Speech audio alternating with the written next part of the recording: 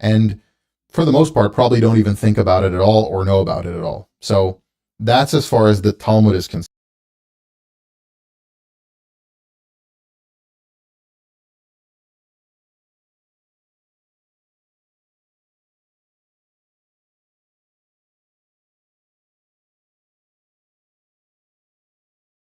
Tuvia Singer is a counter-missionary rabbi. He's an anti-Christian polemicist, and many people, even on the Jewish side of things, believe that he engages in deceitful practices in these polemics against Christianity, that he twists Hebrew from the Bible, twists the meaning of words, and even undermines Jewish heritage and tradition and beliefs for the sake of his polemics against Christianity. Now, in this video, I'm going to be playing a clip where he is challenged on his show by a caller talking about whether or not God could be a man or God could embody himself as a man, and Tuvia's response to that challenge. I'm going to demonstrate how he manipulates the language and distorts things for the sake of his defense of his stance. Now, what's very odd about this is he could have used a very different argument to counter this caller's challenge. But my belief is that Tuvia is so used to engaging in deceitful practices and twisting of words that is his go-to without thinking, his knee-jerk reaction, before even considering that there could have been a better answer to this challenge. So I'm going to go over that as well. At the end of this video, you're welcome, Tuvia. I'm going to give you a better challenge, a better response to the challenge that you can use the next time that doesn't engage in deceitful practices. I know you've become a little bit intellectually lazy these days, but I'll help you out. So what I'm going to do now is I'm going to play that clip. Just before that, I want to point out what's being done here. Tuvia is engaging in a sleight of hand technique. Imagine for a moment you watch a magician perform a sleight of hand technique. You don't know what's going on. Wow, the crowd is amazed by it. And then one day he slips up and obviously everyone sees the trick happening and it's not impressive anymore. Tuvia Singer is doing that. In this video, he's outing himself in a very blatant way for the techniques he uses.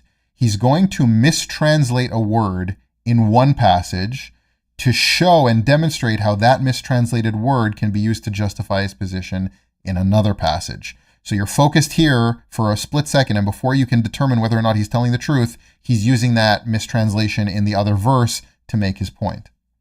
So let me play the clip, and I'm going to start responding. I heard you talk about Numbers 23:19, God's not a man. Would you say that's an ontological position of God's nature? A statement of God's nature? That God is not a man, yes. That means a man is something created by God, and we're forbidden to worship anything that's created by God. So this is an ontological statement about the nature of God. Let's just use plain language rather than complex language. Anything that was created by God, we're forbidden to worship. Just that simple. Okay. So you might think here Tuvia is becoming very defensive already, telling him not to use big words, just use plain language. I don't agree with that. I think he's just knows that his audience might not understand what's going on. If large words, philosophical terminologies come in, I don't know why somebody wouldn't know the word ontological, but I understand his take here. Some people might not get what's going on if big words are used. He wants it kept to plain language so everyone can understand what's going on. What do you do with Exodus 5:15:3 that says Adonai is a ish milchama? Can you tell us what those three words are? Adonai, ish, and milchama? Right. God is, that was this week's parsha, that God is a master of war. Yeah, it was last week's parsha, right? Beshalach. Of the crossing of the Red Sea? Beshalach? It's not Beshalach now. Beshalach was yesterday. But in any case, God is a master of war.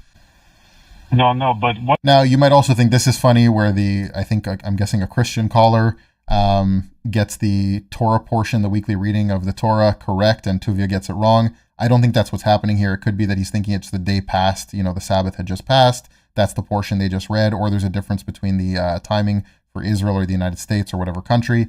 And so I don't think Tuvia is getting the weekly Torah portion here wrong and that he's being corrected. I just wanted to point that out. It's very unlikely Tuvia Singer is getting the weekly Torah portion, the weekly reading wrong. What does the word ish mean? Does it have only one meaning? Adonai ish milchama, it says the Lord is a man of war. I asked you a question. Does the word ish have only one meaning in the Hebrew language? Ish has the meaning of man. It's the man. Does it have any other meaning than that?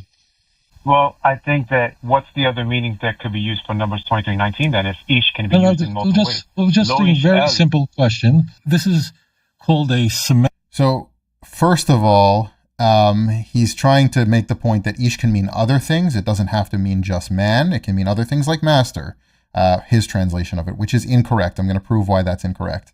But you notice that the conversation suddenly ended. The dialogue ended. That was it. Very interesting. I'm not sure why, but very odd to me that that's where it was cut. So Tuvia is trying to make the case that ish can mean multiple different things. And therefore, it could mean master. Now, this is where he starts to play the sleight of hand. Ish in Hebrew can mean different things. It can mean a man, or it can mean a husband. I doubt it's saying here God is a husband of war, so it means man of war. He's going to try to use this partial truth to cap on the extra part of meaning master, and I'm going to demonstrate why that's false. But before I do that, he's not thinking this through. This strategy is really bad because if he adds different meanings to it arbitrarily and then decides arbitrarily which one of those meanings applies, then anyone can do that in the later verse that says God is not a man. Well, ish could mean husband, so it means God is not a husband. So he's a man, he's just not a husband. Or if you use Tuvia's mistranslation, master, it gets even worse. God is not a master. He's definitely a man, and he's not a master.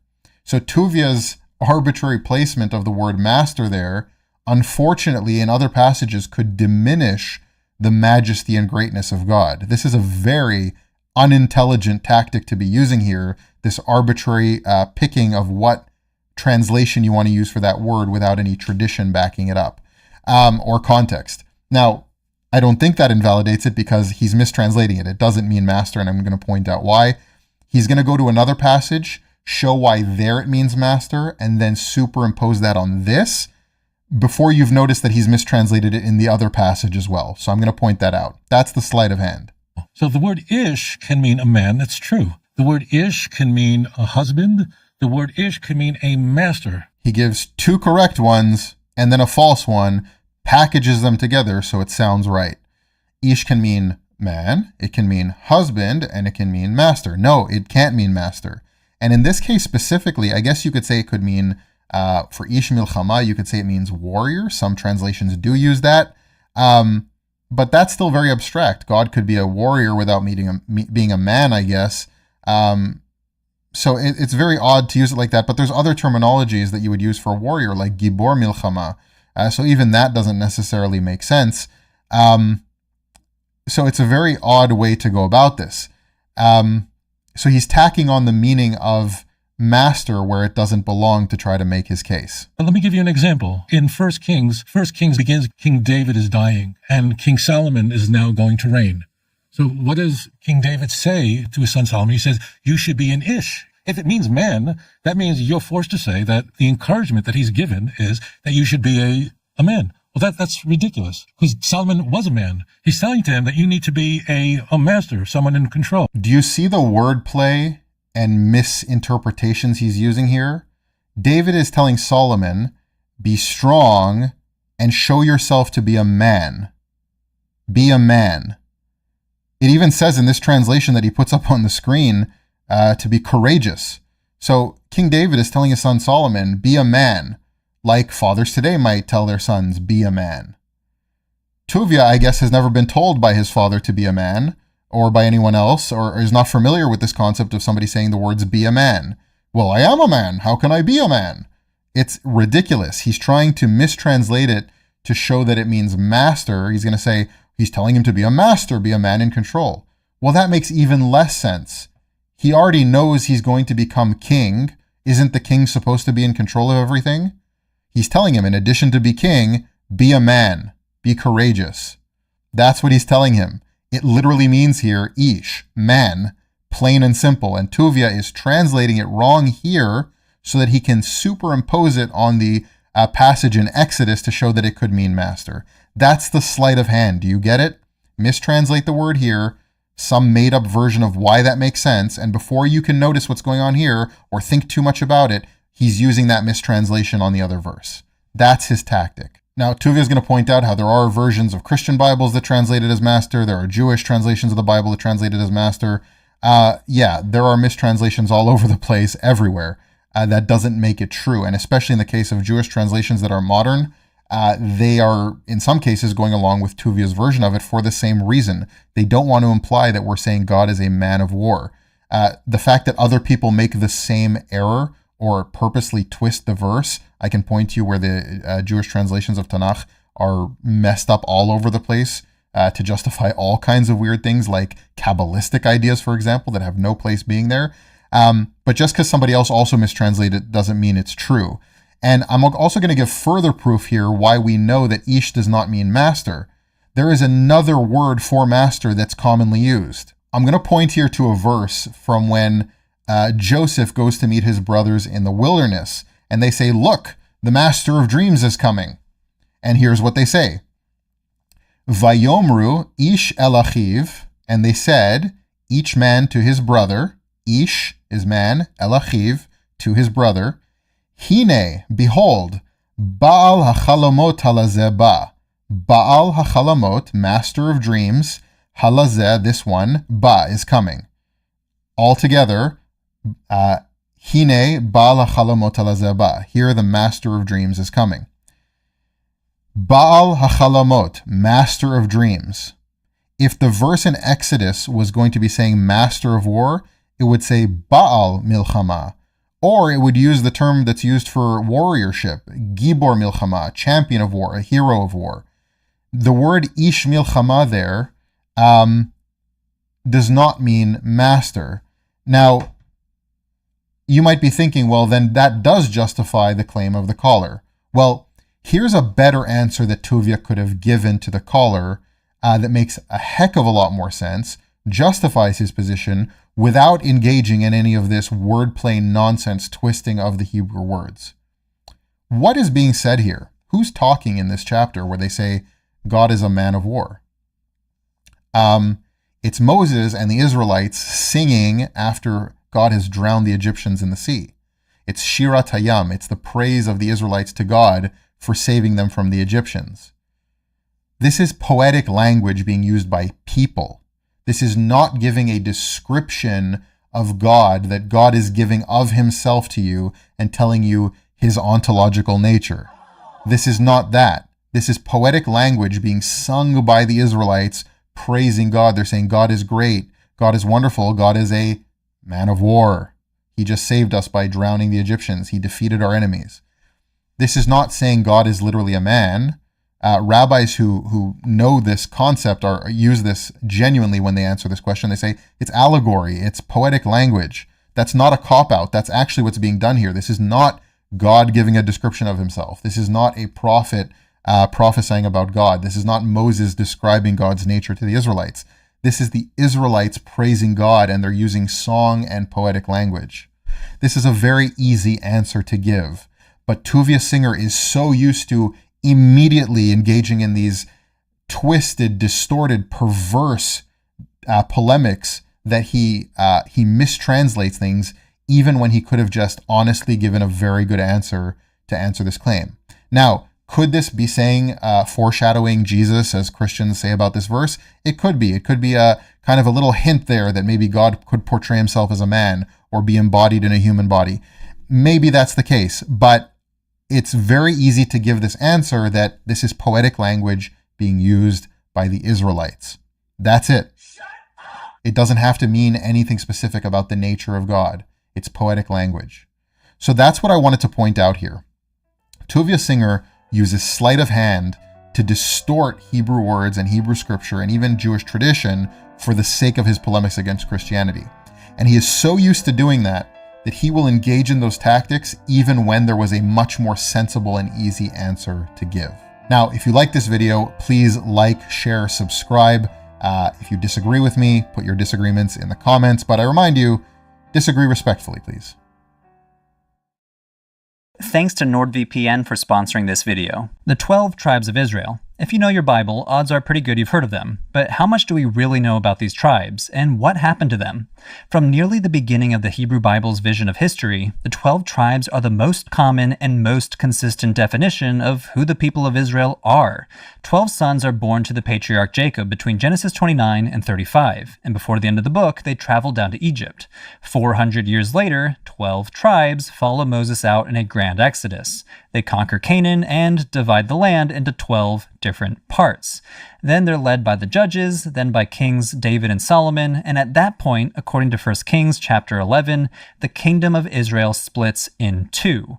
But even this division is described explicitly in tribal terms. 10 of the tribes form the northern kingdom, which keeps the name Israel, while the remainder form a new kingdom called Judah.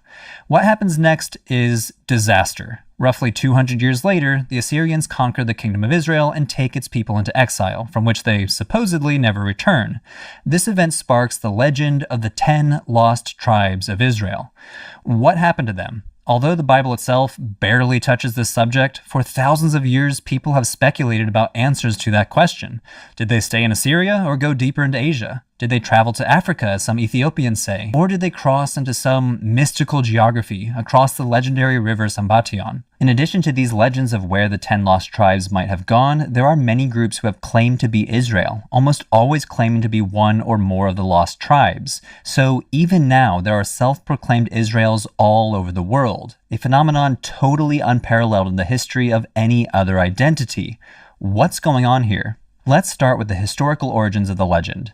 Are the 12 tribes of Israel even historical in the first place? Well, historians debate this question. The evidence suggests early on there were some number of tribes of some sort, but the exact number of tribes and what the tribes were actually called differs depending on which biblical text you read.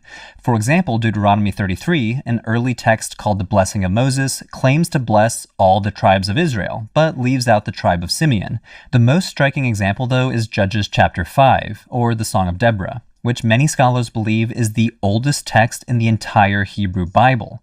This chapter describes a war between the king of Canaan and many of the tribes mentioned by name. However, only 10 tribes are mentioned, including a few not mentioned as tribes elsewhere in the Bible, like the tribe of Gilead. Moreover, Judges 5 is specifically missing the tribes most often associated with the kingdom of Judah: Levi, Simeon, and, well, the tribe of Judah itself. Judah is not mentioned in our earliest source. This is important because the vast majority of descriptions of a specifically 12-tribe Israel were not composed in the northern kingdom at all, but in the southern kingdom of Judah. See, after Assyria conquered the northern kingdom, the kingdom of Judah survived another 136 years until Babylon conquered them in 586.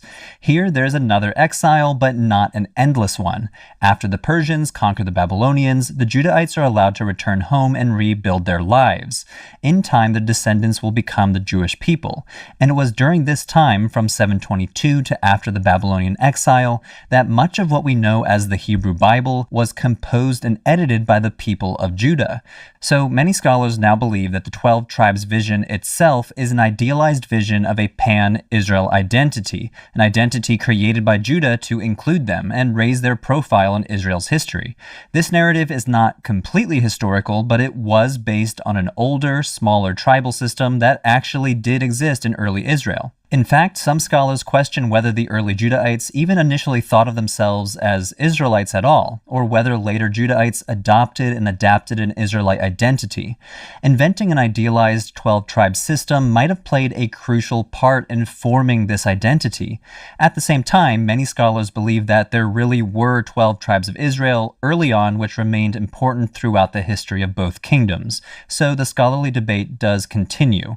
As for the famous legend of the 10 lost tribes, well, the answer is less complicated. It is true that the Assyrians conquered the northern kingdom in 722, and that many of the Israelites were taken into exile at that time. This actual historical event inspired the 10 lost tribes legend. However, in recent years, we've realized that 2 Kings chapter 17, the text in the Bible that describes this event in detail, vastly exaggerates how many Israelites were actually removed from the region. In this text, we're told that all the Israelites were taken and replaced by foreign people peoples brought in by the Assyrians. In reality, archaeological evidence demonstrates that many Israelites remained behind and likely went on living their lives much as they had before, even though the Assyrians now ruled the region. Many also likely fled south and integrated into the kingdom of Judah. So it's not entirely accurate to think of these deportations as the wholesale removal of the entire local population. The Assyrian Empire's deportation and resettlement policy was very targeted. When Assyrian sources mention who is being deported, they specifically mention the artisans, scholars, and urban elite. As the Assyriologist Karen Radner says, these people were usually dispatched to the Assyrian heartland to generate knowledge and wealth. In other words, the policy was a knowledge industry extraction program, extracting the elite from conquered lands and transplanting them into the imperial center where they were best able to generate wealth for the empire. And this was a well-organized policy by the Assyrian bureaucracy. So all this to say, there were tens of thousands of lost Israelites, but there were never really 10 lost tribes. The Israelites that were lost were likely a cross-section of the urban elite and artisans who ended up in the Assyrian heartland, in what is now northern Iraq. But here it's again useful to remember the role that the Kingdom of Judah played in creating the Bible as we know it. 2 Kings 17 is likely a Judahite effort to downplay the legitimacy of the remaining Israelites of the northern kingdom.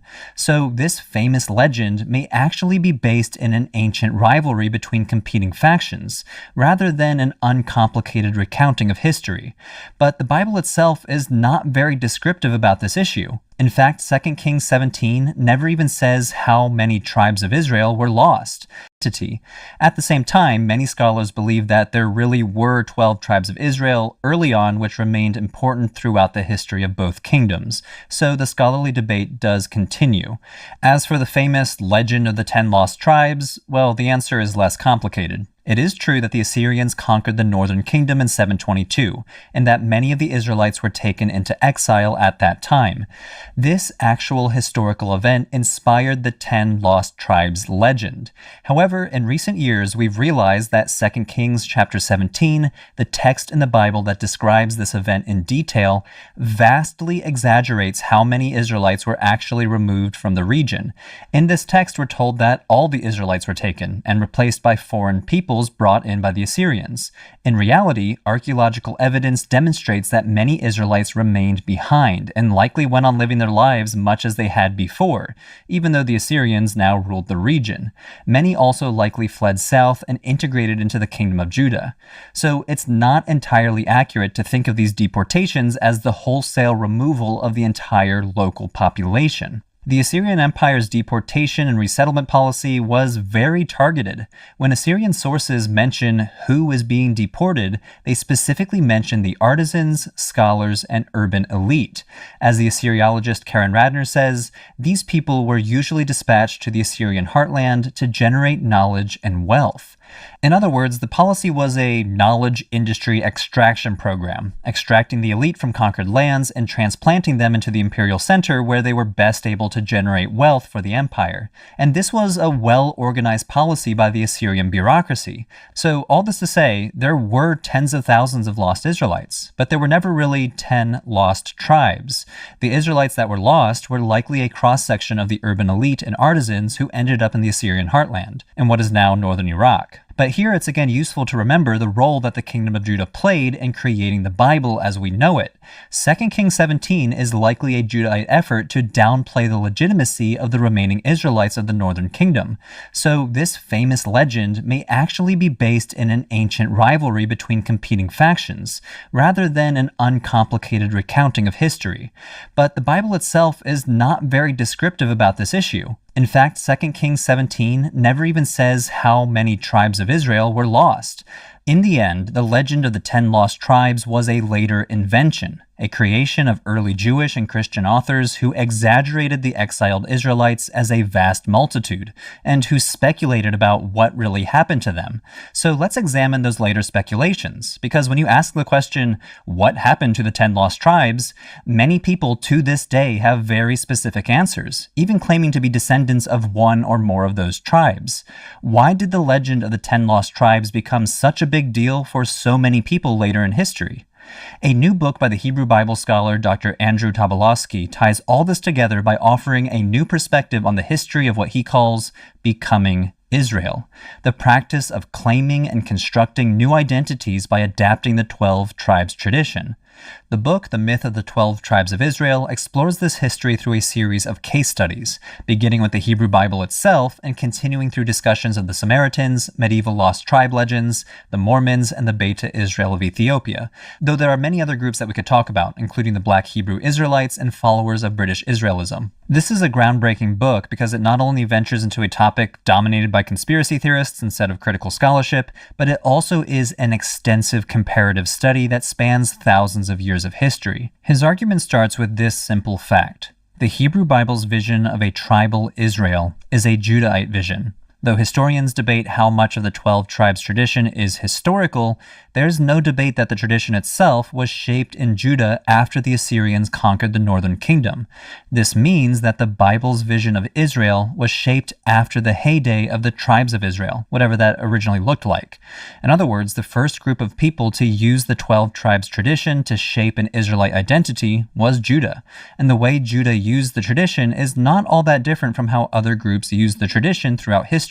So let's go through some of those other examples in Tobolowsky's book, starting with the people known as the Samaritans, also known as the Samaritan Israelites. The Samaritans are a religious group numbering about 1,000 people living in two main places, the town of Holon on the outskirts of Tel Aviv and near their holy site Mount Gerizim in the Palestinian territory of the West Bank. It was long believed that the Samaritans descended from foreigners brought into Israel by the Assyrians after their conquest. This idea comes from 2 Kings 17, which we mentioned before. It claims that the region was resettled by colonists who were eventually taught to worship God, but their foreign influence corrupted how they worshipped him. The Samaritans themselves have always claimed otherwise, saying they are the direct descendants of Israel, but their vision of Israel's history differs from that of Judaism. The Samaritans also worship one God, but they believe Mount Gerizim is God's holy site rather than Jerusalem. They also have a Pentateuch, but it's a different version than the Pentateuch found in the Hebrew Bible. In recent years, historians have realized that their claim of Israelite ancestry is correct. They actually do descend from ancient Israelites themselves, the ones who were never exiled from the northern kingdom.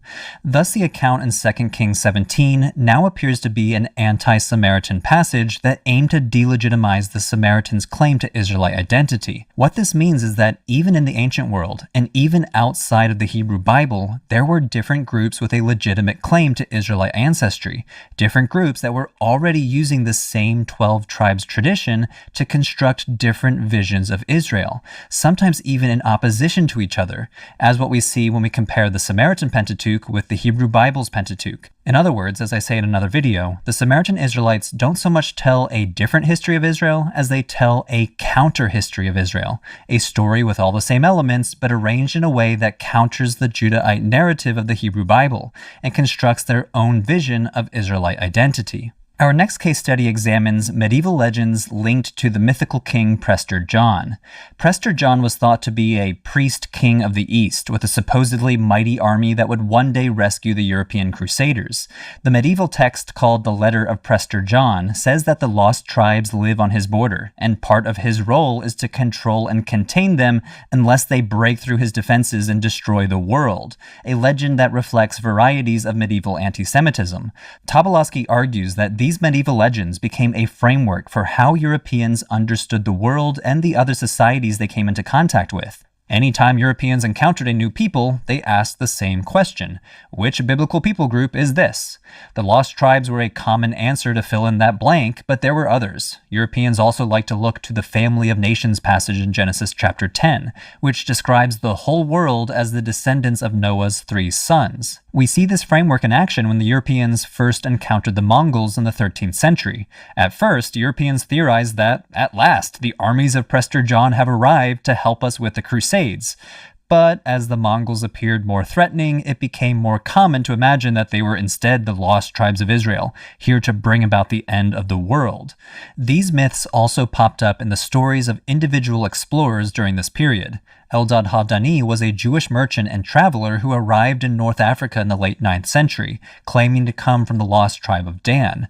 Benjamin of Tudela was a Jewish traveler from Spain who went east and returned with stories of the mighty free Israelites of Asia. All this searching and finding of the lost 10 tribes laid the groundwork for the next phase in the search for Israel, the exploration of the New World. Almost from the time of Columbus himself, many people believed that the indigenous people of the Americas were the lost tribes of Israel, a belief that blossomed into something often called the Jewish Indian theory, or the Hebraic Indian theory, which is preferred by some scholars. Even some of the founders of the U.S. bought into this theory, such as Benjamin Rush, a famous patriot and doctor who asked Lewis and Clark to keep an eye out for evidence on their expedition out west.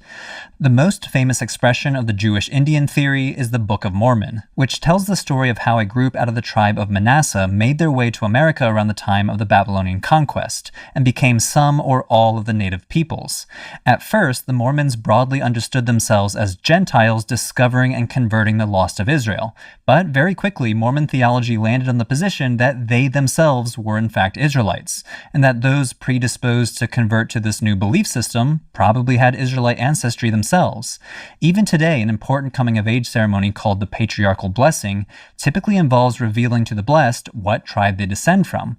According to the Church of Jesus Christ of Latter-day Saints, many members specifically descend from the tribe of Ephraim. The final case study examines the Jewish community of Ethiopia, called the Beta Israel. There are about 170,000 Ethiopian Jews, the vast majority of whom live in Israel, and their story of their immigration from Ethiopia to Israel is, in a sense, a story of the 12 tribes tradition, enabling them to become Israel twice, first building an Israelite identity in Ethiopia, and then centuries later being recognized by the state of Israel in the 20th century. For hundreds of years, legends have been told in Ethiopia about the descendants of King Solomon and the Queen of Sheba, a mysterious monarch long associated with Ethiopia who visits King Solomon in 1 Kings chapter 10. Ethiopians later expanded on the source text. The most extensive expansion is found in the text called the Kebra Nagast. In this legend, Solomon and the Queen of Sheba have a son named Menelik, who after visiting his father in Israel, returns home with an honor guard of Israelite tribal leaders and the Ark of the Covenant.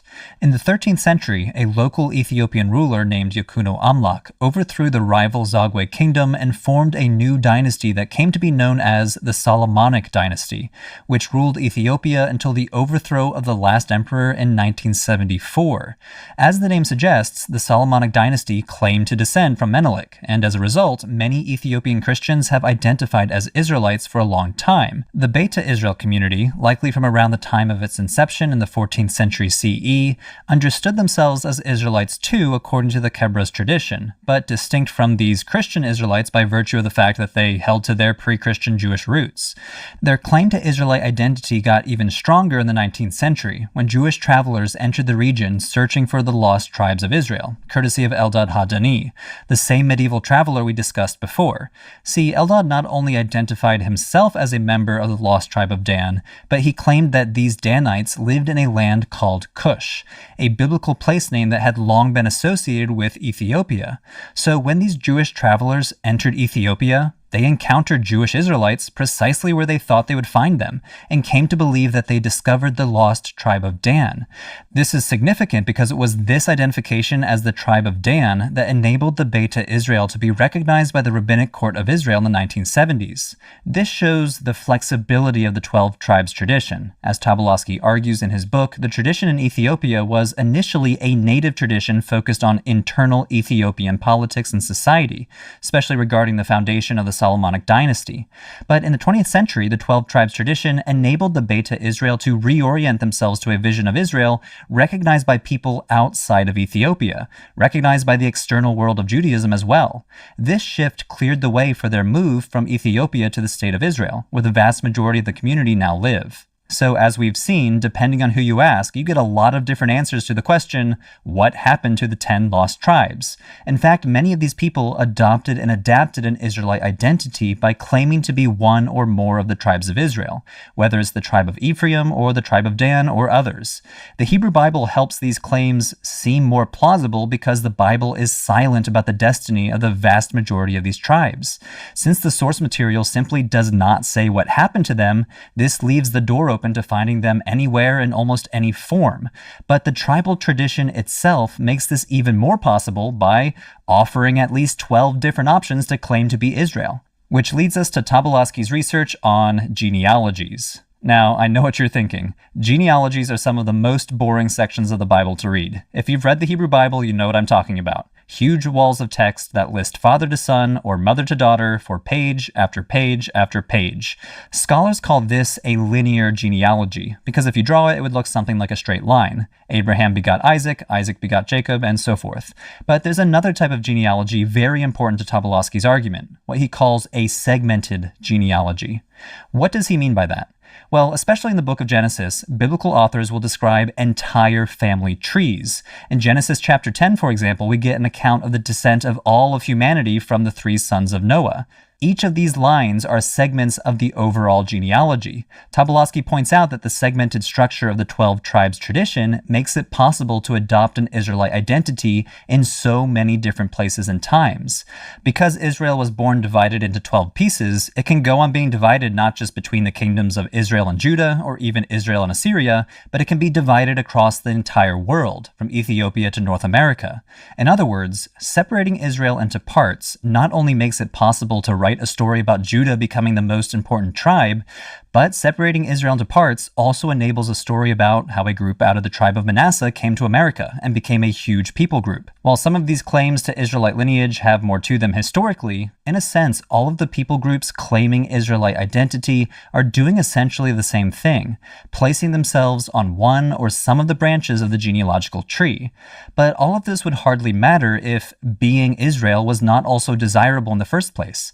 The idea of Israel as God's chosen people, the role its restoration plays in the fulfillment of biblical prophecies, and the prestige and popularity of this ancient people all come together to create a global fascination with where the people of Israel is located, what it has become, and what will happen next. The result is a world full of self-proclaimed Israels, an unprecedented phenomenon for any people group in all of history. Thanks to NordVPN for sponsoring this video. NordVPN is a virtual private network service that encrypts your connection between your device and the internet, so you can surf the web privately while protecting your data and your identity. As of right now, NordVPN has launched their cybersecurity awareness campaign. Whether it's someone trying to steal your password or attacking your device with malware, the internet can be a dangerous place. But NordVPN now comes built in with a new feature called Threat Protection. This is an additional layer of security that seamlessly integrates into the NordVPN app. Threat Protection guards you against known malware sources. It scans incoming files for malware, blocks you from accidentally opening malicious links, and protects you from web trackers, which are constantly collecting data about your internet activity, which is a big deal when you realize our financial and medical histories are increasingly integrated with digital platforms, making them potentially easy targets if you don't protect them. So if you'd like to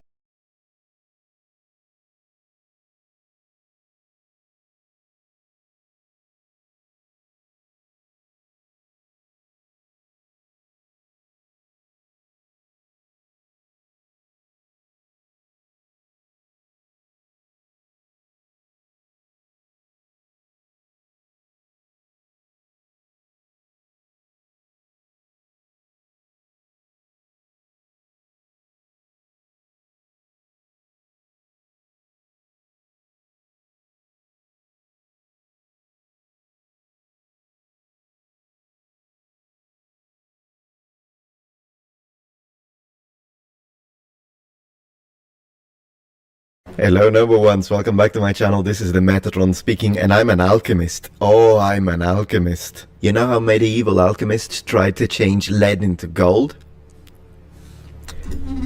Well, I change hatred into American dollars. Give me the dollars.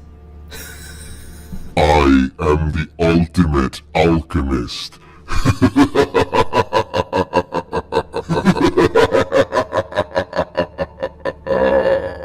And you're here for the show.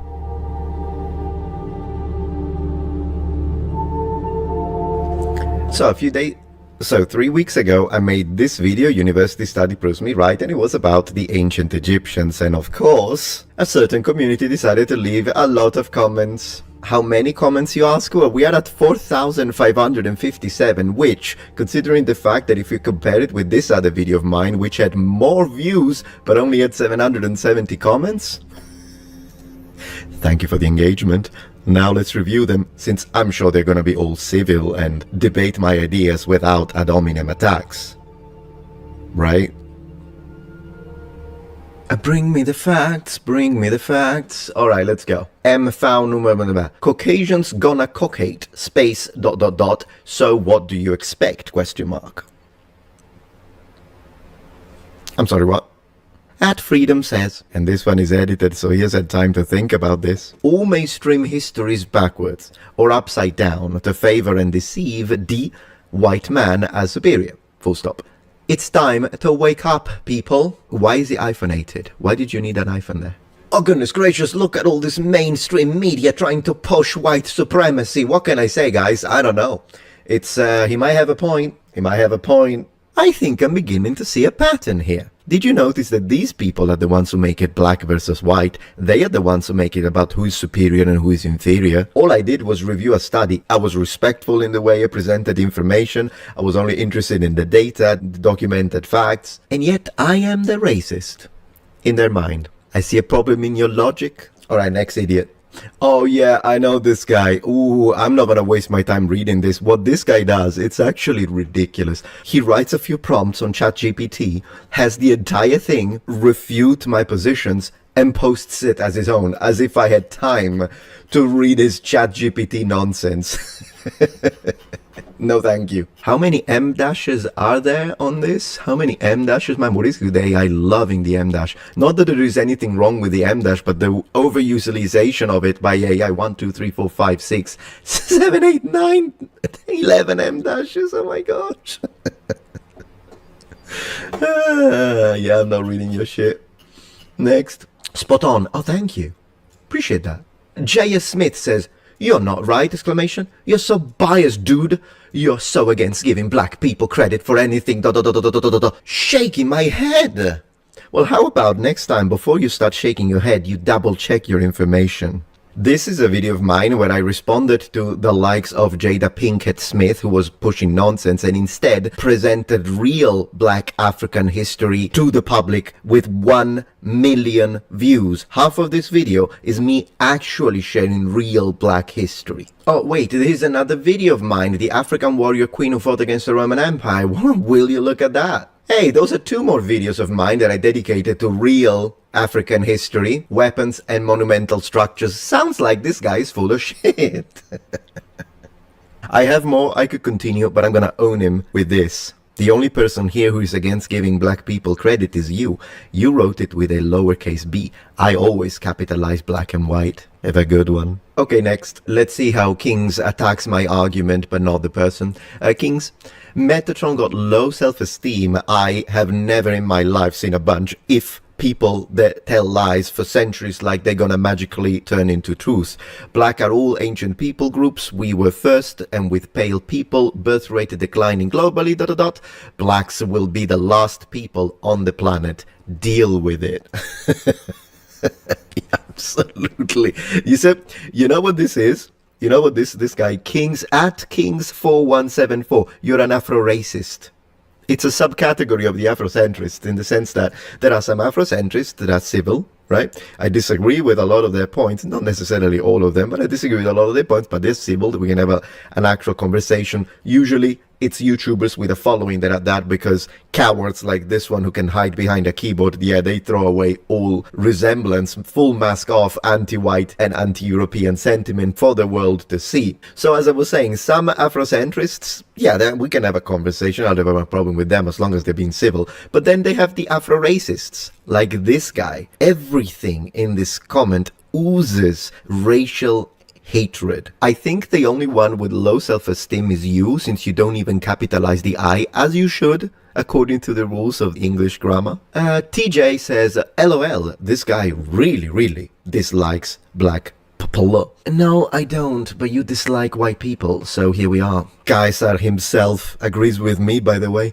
Ad victoria Metatron Roma invicta est. Absolutely, my friend. GG, let's go. LOL. I, Egypt, bro. You smoking crack, bro. It's all over the place. There were dark-skinned people. Let it go. Yeah, sure, I'll listen to you instead of the Egyptologist, and my team helps me produce these researched videos, sure. Alright, so the next one is a little special because he's a YouTuber. He has got a channel. Know Thyself with 34,000 subscribers. And he has been putting a lot of comments under this video. How about we check it out? Is he gonna be intellectually honest? Let's see. So, it would seem you have abandoned all intellectual integrity and credibility in your pursuit for more views, says the guy who uses AI. That does not look like me, man. At least last time you used a picture of me. Now you're using AI to fabricate your thumbnails for views. Once again, double standards. Could you imagine if not that I ever would, because I'm a decent person, but could you imagine if I put a black person in bondage like this, with ropes and the stuff they get away with? Unbelievable. Still, guys, no need to go harass him. Let's be decent, because that already puts us above this kind of behavior. Also, why do you speak about intellectual integrity? You are making it white versus black, and this is... Look, the Cleopatra controversy. Why are white people and Egyptian elites so unhinged? Therefore, whatever you think about integrity or morality means nothing. Take his videos whenever he talks about white people and swap it with the word black, and think if I could say it. If you can't say it with the word black, you shouldn't be able to say it with the word white either without getting backlash. Since you are your team, in quotes, what a clown, cannot get seemingly anything right regarding ancient Egypt, perhaps just leave the subject alone altogether and leave it up to those of us that actually do the work. Stick to your movie reviews and such.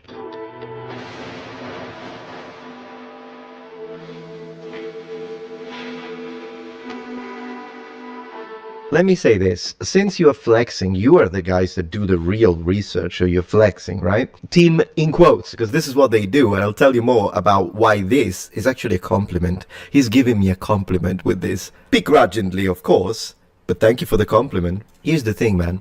I never, ever, know thyself, flex academic credentials. But because you are now doing the gatekeeping, you are saying, well, we are the expert, we do the real research, you guys don't know anything, so stop speaking and let us speak. Since you're gonna do that, then I am gonna flex our credentials, since you're trying to attack my credibility. This is called poisoning the well, by the way, and character assassination attempt, of course. In the team that you put in quotes, I have an Egyptologist PhD, I have an anthropologist with a postdoctoral degree, I have a classicist with a master's degree. What do you have?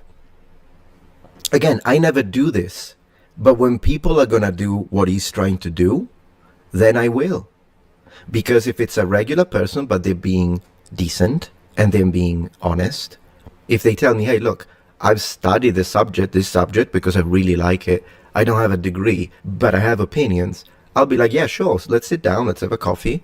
I'll be more than happy to listen to you. I would never try to use high academic degrees to try and shame people into silence like he's trying to do without the degrees. That is because there are people that are really intelligent, but maybe they couldn't afford a degree. I'm not going to use the lack of wealth against them, because maybe they did put a lot of research. What do I know? But because he is trying to do that, then I'm going to ask you, know thyself. What degrees do you have? Also, while you're at it, why don't you show your face? And stop using the AI voice you're probably using if you are like Mr. Imhotep. And I know for a fact he's using an AI voice because I found it. I found it. My team members, exception be the anthropologists, show their face, name, on screen, full qualifications. If you've got nothing to hide, show your face and show us your qualifications, since you are the gatekeepers of truth and we shouldn't speak unless we agree with you. This is cult mentality. I do not belong to your cult, therefore I'm not limited by your dogma. And now that we have declared formal war, I will start debunking your videos. It's just that you're low in my priority list. The team thing is fascinating to me. It's clearly a coping mechanism. It's a denial. How is it possible that he has a team and they disagree with my cult? But the problem is that the team is there. But for a moment, let's entertain this silly accusation that they do. let's pretend for a second that the team doesn't exist. The people, they're just paid actors that appeared on screen, and there is no team behind my production like they accuse me of. Oh, the team of astronauts, he doesn't have a team. Okay, let's say for a second that that's true. You know what that would mean? That would mean that every single researched video on my channel is my production and my research alone. It would also mean that while doing all of that research, scripting, editing, and filming, I'm still capable of posting 30 times a month on the main channel, 30 times a month on the second channel, and up to 2 weeks ago, 30 times a month on my gaming channel, while doing live streaming for gaming on Twitch, and going live on the Metatrons channel between 15 to 20 times a month. All on my own. Thank you for the compliment. Know thyself. I'll take it. Let's continue. You are wrong and a You can't even spell it. Yeah, I lie a lot, you're right, in the sense that I love lying in bed at night after having made so much money off of your hate. I love it because I can turn on the TV, the PS5 you paid for, and and I lie in bed. Oh gosh, L-I-E-R. Yeah, I'm sure your level of education is so high. I love it. I love it. Love it. Here's another one. The Bo Valentino 5000. We, as the Afrocentric community, have responded. The name of the channel is Know Thyself. I'm not going to make fun of this one because there is no hatred.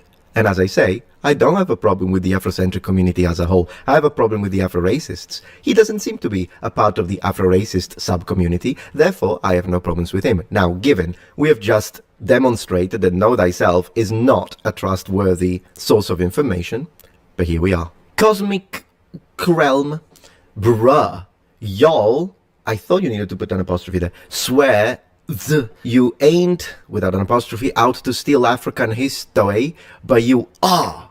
This debate is disproven easily, but I'll desist here, as to not feed trolls and any real ammo.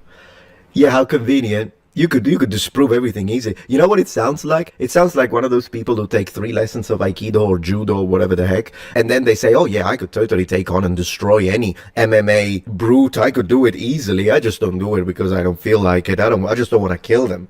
That's the reason why I don't do it. Yeah, okay. Well, until you do it, first and foremost, you would have to prove this accusation that I'm trying to steal African history. You are the ones that are trying to say everyone was black. And this is a fact. I'm just saying that white people were white. I'm not even saying that the Egyptians were white. This is how stupid these people that are getting triggered are.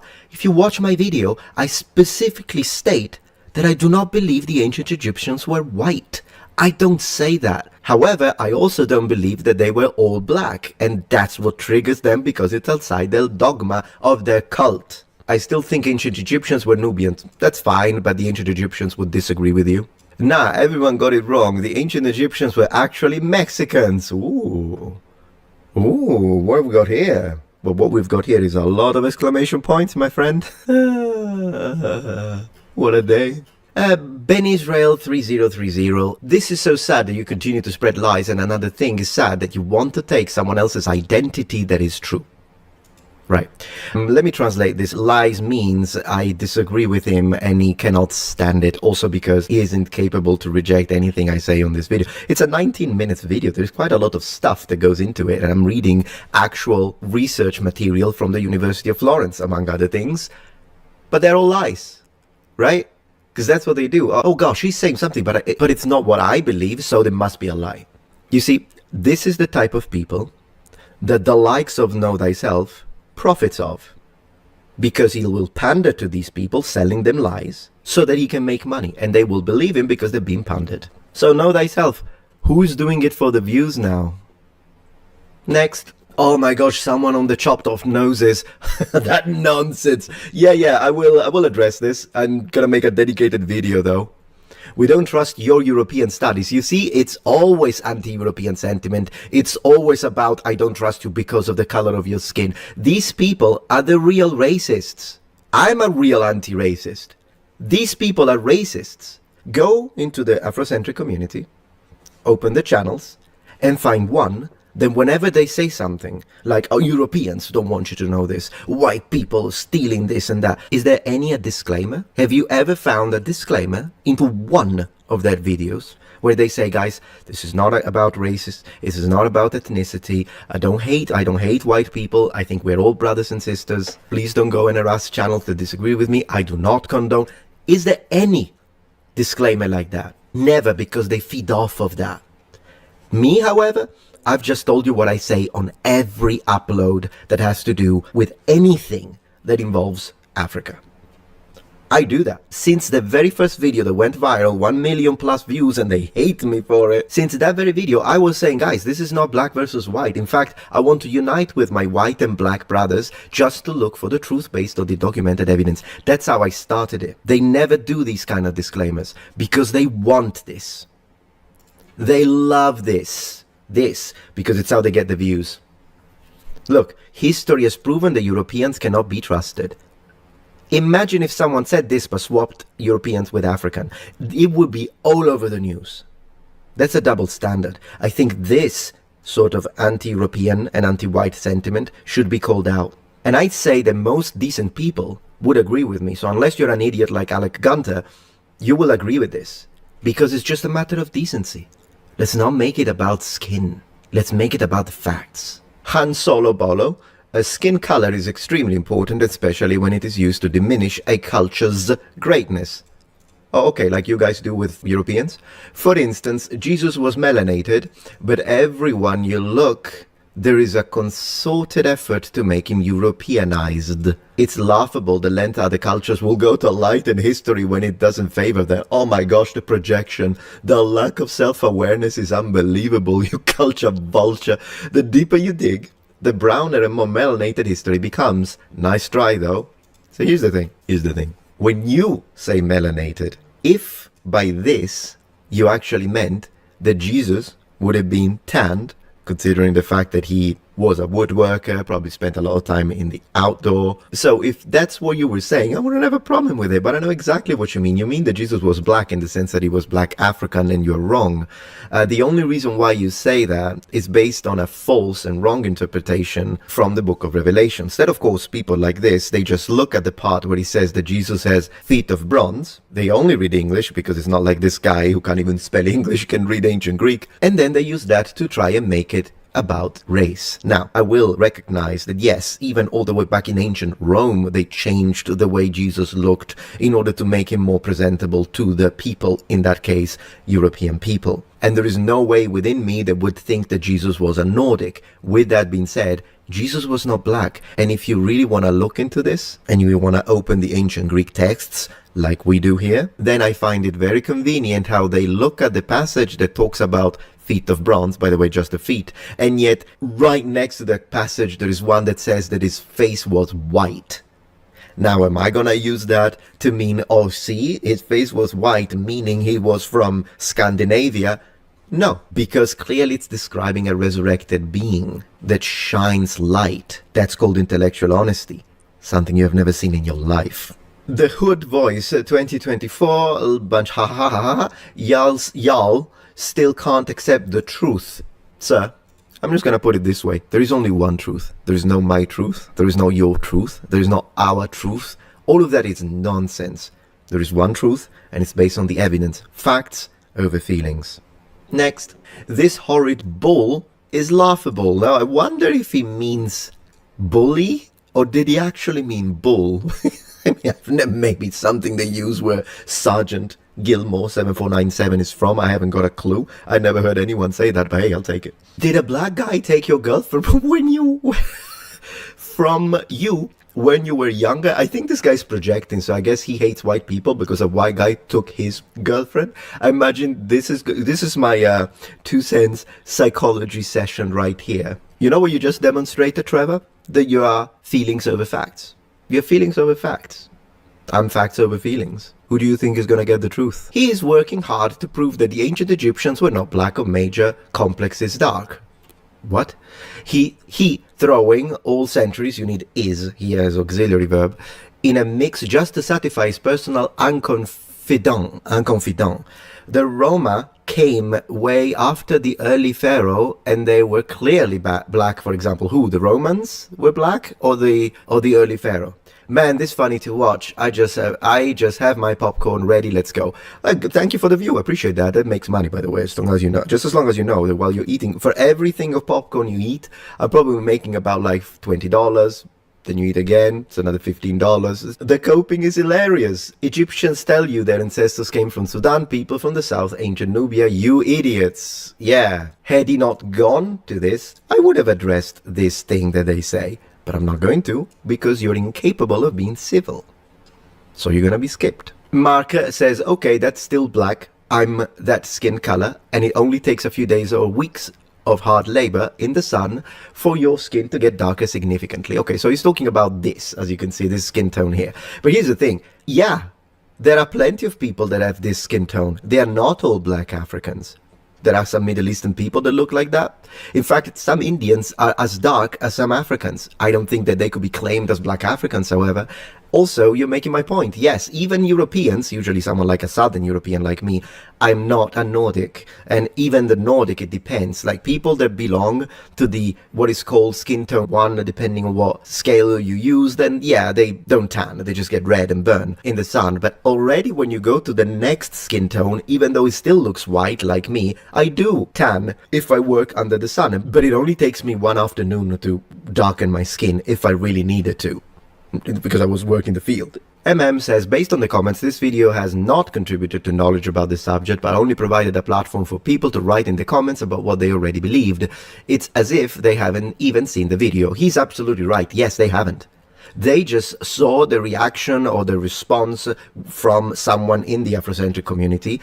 They created strawman, because that's all they do when it comes to me. They say, oh, Metatron, particularly Mr. Imhotep, it was like Metatron looks down on black people. So of course someone hears that, even though he's the one who looks down on white people, and I can prove it in front of a court of law if necessary. I've got all of the documentation on that guy, all the screenshots, but he leaves them up anyways. It's not like he's ashamed of being anti-European. Their audiences trust them. They believe, or they must have done the due diligence. There's no way they would lie about something so serious, right?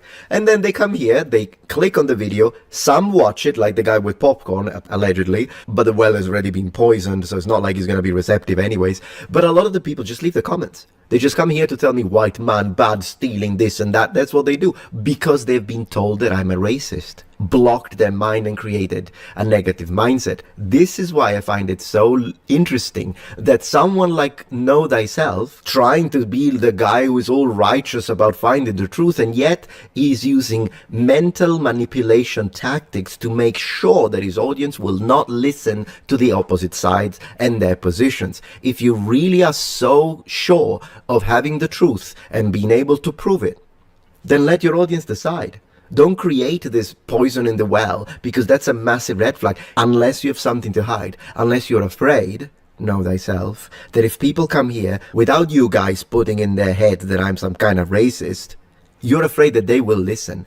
And if they listen and look at the evidence that we provide as a team, then they might stop watching your videos, which means less money for you. What are you going to say to that, Know Thyself? To prove my point, there is no way mutant Africans believe that they were in Northern Africa before Africans. When he says this, he talks about white people. That's another thing. That's one of the ways that the Afro-racists call us. They call us mutants. Again, hey, I'll take it. You know, when it comes to, if we look at Marvel, every time that there is a mutant, he turns into a superhero. So I guess I'll take the compliment. Also, strawman. For as much as so-called progressive decry cultural appropriation, cultural imperialism, they sure as hell like to partake in it, says this guy. What are you on about? I'm not a progressive, I'm a moderate. What are you on about? The Sun says negative. Oh yeah, this idea that only black people can live under the sun, given you are absolutely better equipped to deal with very intense sun waves, but I think we have invented clothing in the Paleolithic. At this point, you're trolling. It's another coping mechanism. It's either a lie or you're trolling. It's one of the two, right? Or you're paid off, because how dare I disagree, right? Cultist. Still in Africa. Finally something we can agree on. Yes, Egypt is in Africa. Thank you. Looks like still talking about the skin tone on the guy on the right. By the way, the video wasn't even about skin tone. I spoke a little bit about skin tone, but the majority of the video was about artistic preservation of original pigments, I would like to underline. But of course they make it all about skin tone. Looks like another variation of black to me. Right, will you say that about Indians too? Nice try, Rasputin. Ooh, you got me. You got me. Actually, no, Rasputin. People. When the Council of Nicaea meets, do you think that they saw themselves as having the authority to bind people to the Nicene Creed and to excommunicate people like Arius? The Council of Nicaea was convened for the specific decision of the church needs to all gather to agree on what the faith is. Did you not hear my question? I don't know exactly what the Council of Nicaea. Wait a minute. So how do you know about the historical formation of the canon if you don't know what Nicaea taught? When it comes to the formation of the canon, I would disagree there, just in the fact that while some Calvinists or Reformed theologians might confess that there is this quote authority of the church to decide a canon.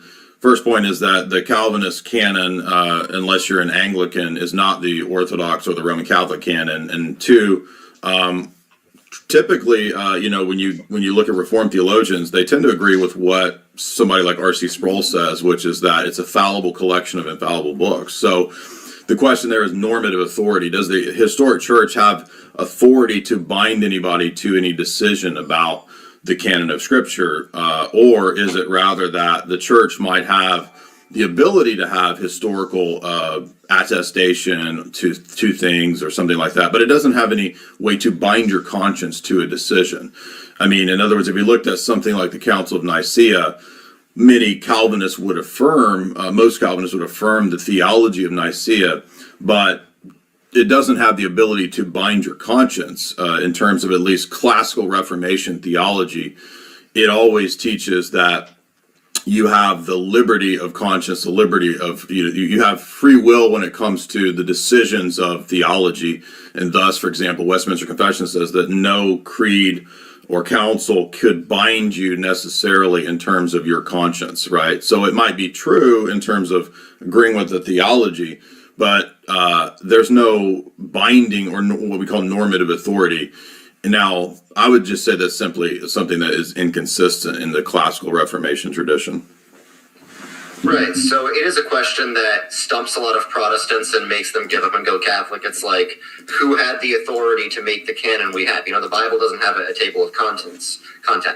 The answer is, it was the Holy Spirit that gave us the Bible that we have today. And we believe it's the Holy Spirit working through the means of the church. We believe providentially that God arranged the church to be the means that produced the canon. I mean, who else would produce the canon? Just because the church produced the canon, and just because it was God's infallible authority working through the church to produce the canon, that doesn't mean the descendants, the organizational descendants of that church today, have some sort of infallible authority. An example is but wait a minute. Hold on, just 1 second. Because you said it was God's infallible authority working through the church to decide the canon?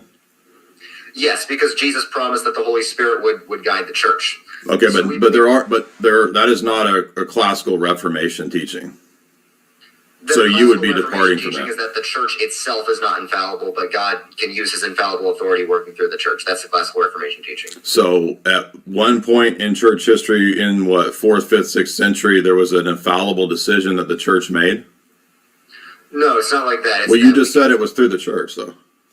It was, the church itself wasn't infallible. Jesus promised that the Holy Spirit would guide the church in truth. Because of that, we can trust. But it's a historic decision post-apostolic that made this decision.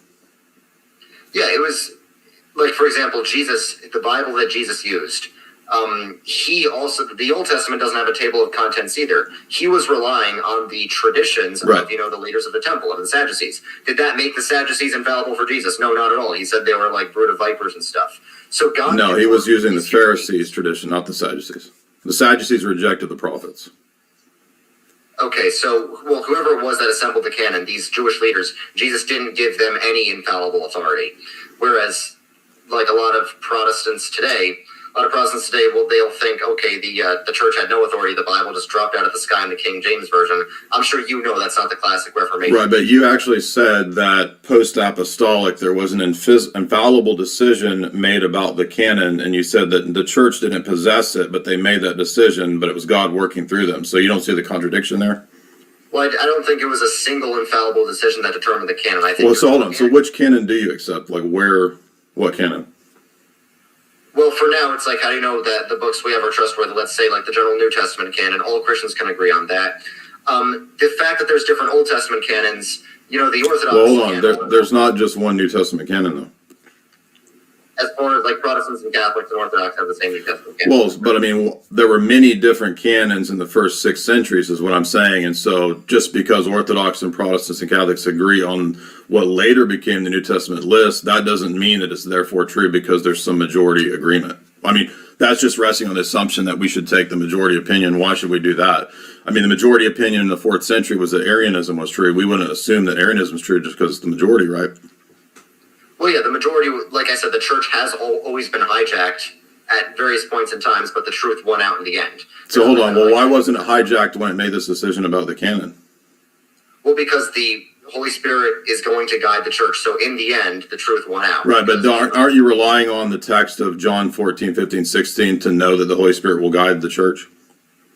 Well, we know the Holy Spirit's going to guide the church. We can trust Jesus told us that. But wait, where did he tell us that? He told us that in the scriptures. Right, but this is a question about which are the scriptures. So that's prior to what you're arguing. Well, that you have that problem no matter what church you're a part of. Like the problem of, Not if I believe in historical normative authority, which you're saying in one case is allowed when the church made the decision for the canon, but also the church doesn't possess that power. So you're saying the church is really what has the authority, and the Bible only has. No, you just said an it. extension of the church. You just admitted that the church has that authority when you admitted that they made a decision within history post-apostolic that was an infallible decision of a canon. But then you're saying that they don't actually possess that power, though. Well, like I said, I didn't say that there was one council or one meeting that decided the canon. It's an organic development of the canon. Oh, wait, but it's an organic development, then it requires a historical body of people post-apostolic to make the decision, right? Yeah, it's an organic development through the church community, not through some sort of authoritative one council. Through the church community, it was an organic development. So what were some of those important councils, do you think? I mean, do you think that, like, what do you think some of those were? The councils were all very important. But, like, which ones for the canon? It's like R.C. Sproul said. It's like, I'm not sure exactly what R.C. Sproul meant when he said it's like an infallible collection of infallible documents. Well, he's being consistent with the Reformation teaching that nobody after the apostles possessed any ability to infallibly bind anybody to a decision. Yeah, so the apostles, they were the ones that had the infallible authority, correct? But you already admitted the apostles didn't give you a canon. They wrote things down. They didn't. You already said they didn't list the books. They didn't list the books, but we can rely on tradition to know which books are apostolic. Whose tradition? What? Whose tradition? All the traditions of the church, of the Holy Catholic Apostolic Church, agree on which of the New Testament books are apostolic. But they don't agree. Jerome's canon is not the same thing as Athanasius's canon, not the same thing as John Damascus's canon. So you're saying all the traditions agree, and I mean, there's different codices, Codex Alexandrinus, Codex Vaticanus, the Peshitta. They all have different canons for both Old and New Testament. Well, I didn't say every individual in the church agrees. But these aren't just individuals; these are canonical traditions. I didn't say that. Well, like I said, there have been, like, the church is fallible. The church is fallible. There have been. But you admitted a minute ago that in the decision for the canon, they possessed infallibility. You said it was an infallible decision that God did through the church, but the church doesn't possess infallibility. That's just another way to say what. I didn't say it was a single decision. I said it was an organic development guided by the Holy Spirit. That's what it was. So that's even worse for your situation because now it's multiple decisions throughout centuries. That's an infallible decision. Well, like I said, it's not an infallible decision on the part of the people. Like I said, it's not. So God does this and abstracted from the actual people making the decision and passing. You just said it's a tradition. So is tradition abstracted from the people in the community? No, it's a providential development. Like, just saying it's providential doesn't. Yeah, but that's still people within history making the decision. Just saying it's providential and God does it is not answering the question of does it how, through who. I said it's through the church. God does it through the church. You don't see the contradiction here because I don't think there's a contradiction between saying God works through the church, the Holy Spirit. because you immediately, 5 minutes ago, you said that it possessed an infallible power to do this. The Holy Spirit is infallible. God works through the church. How do you know that? How do you know that though? From John 16, 14, 15, 16, right? Yes, we. So it's a circular argument, right? The faith of the entire Christian community.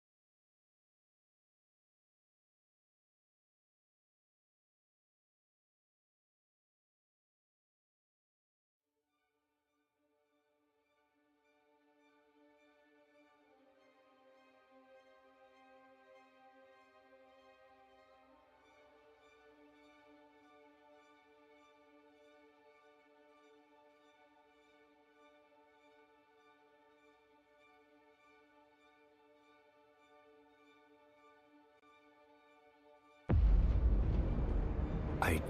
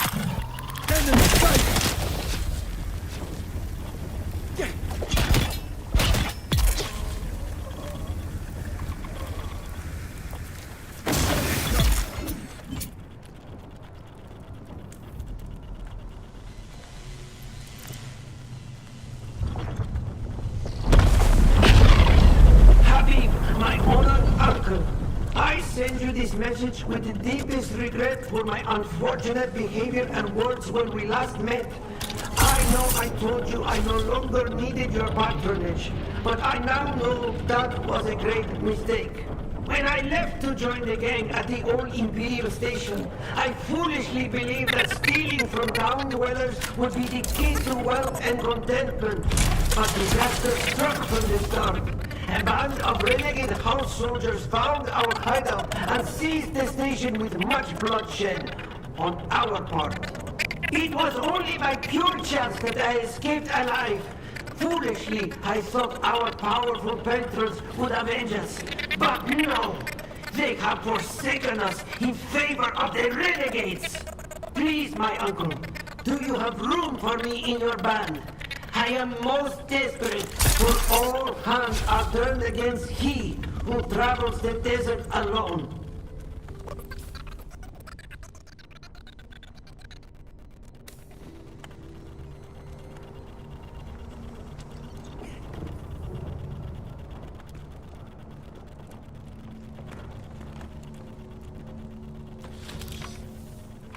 Who's there, huh?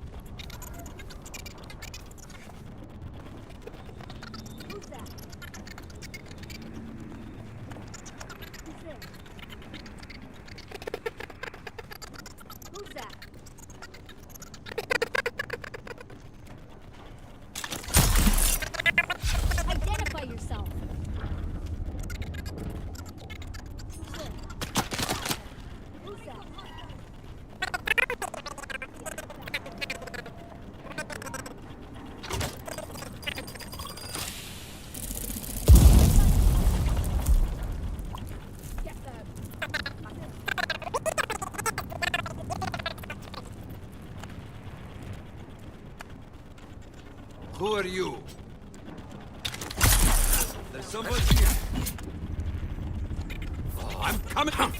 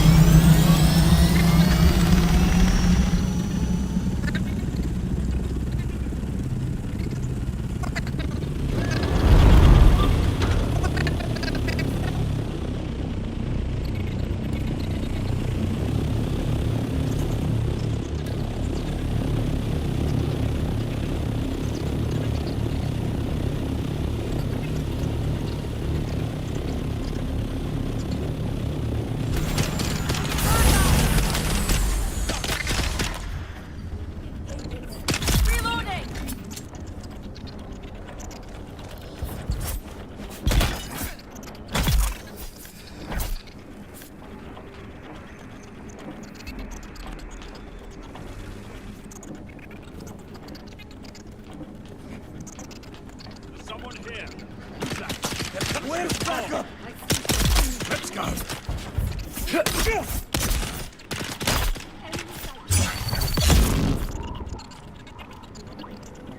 Eyes on target!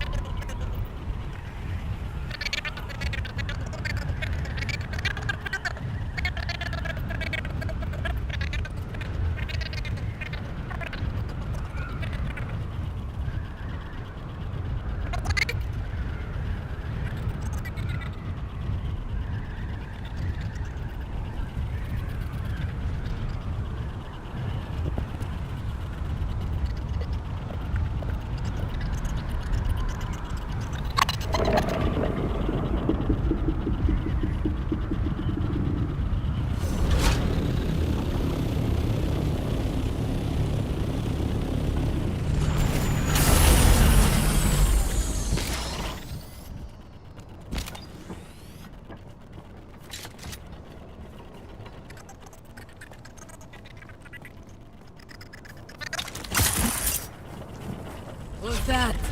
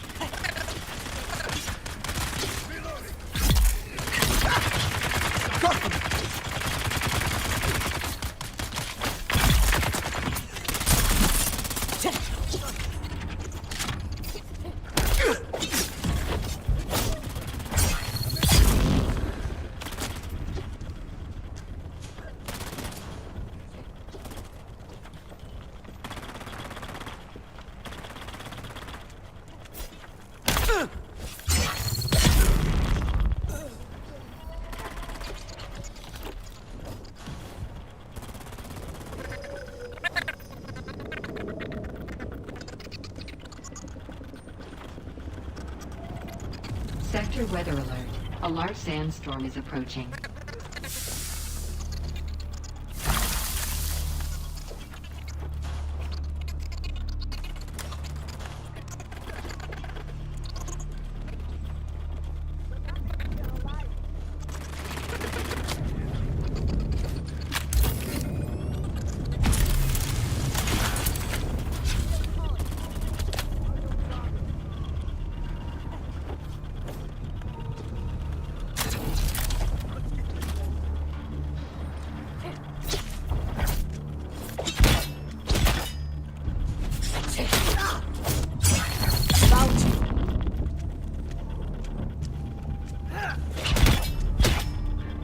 Eyes on hostile!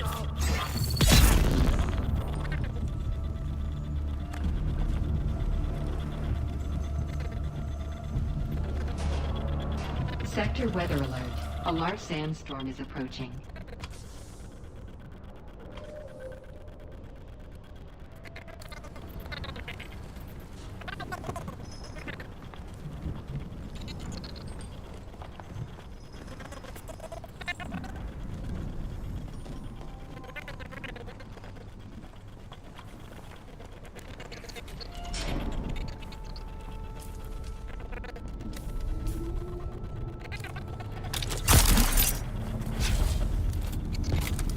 Who's that?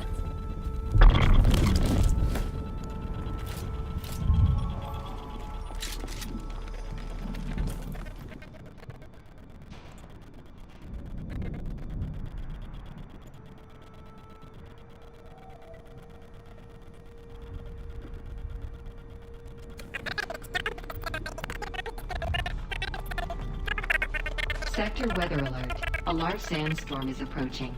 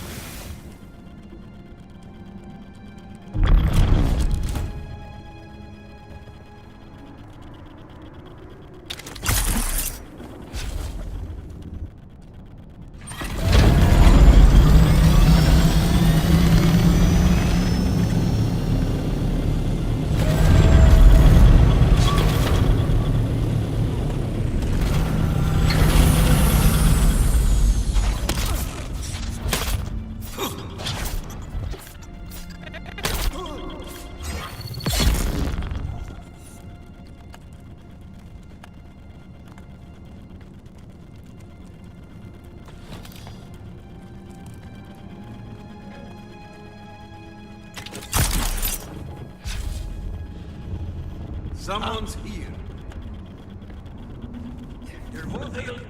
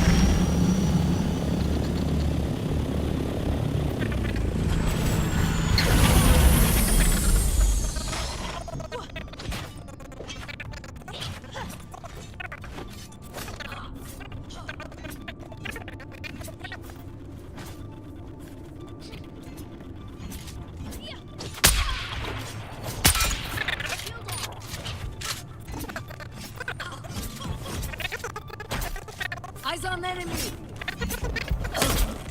Shields up!